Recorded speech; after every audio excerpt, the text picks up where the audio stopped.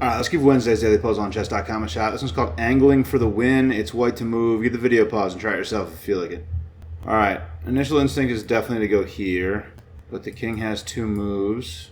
If I do that, I could also do this. Oh, I could also do this. This is protected though.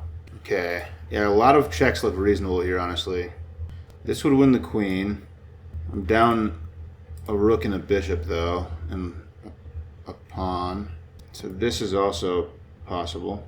Yeah, a lot of reasonable checks here. So this forks the rook immediately, but my rook is hanging. I got to get my rook and my queen coordinated somehow. So like this seems like a reasonable check. Oh, that's really close to checkmate. Wait a second. Okay. So the king only has one move if I go there. It's here, and then I can just go here. Oh no, I can just go here. That's mate. Yeah. So this is just mate in two. Okay. So check. King only has one move, it's here, and then I can just bring my queen to here, and that's a dovetail mate.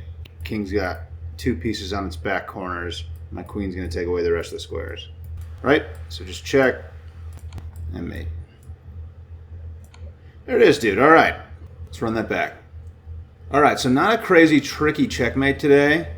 There are just a lot of checks that look really good in the puzzle. I can push the pawn. I can bring the rook over. I can check a bunch of different ways with the queen, but the closest that I can get my queen to the king is to go here. And I'm just touching the king, and the king's only going to have one move, and that's to this square, and then the king has pieces on its back corners. So this is something called a dovetail mate, when the king has pieces on the back corners and you can slide your queen in, touching the king, and take away all the rest of the squares, and checkmate the king, dude. And that's the puzzle. There it is. Thanks for watching. Catch you later.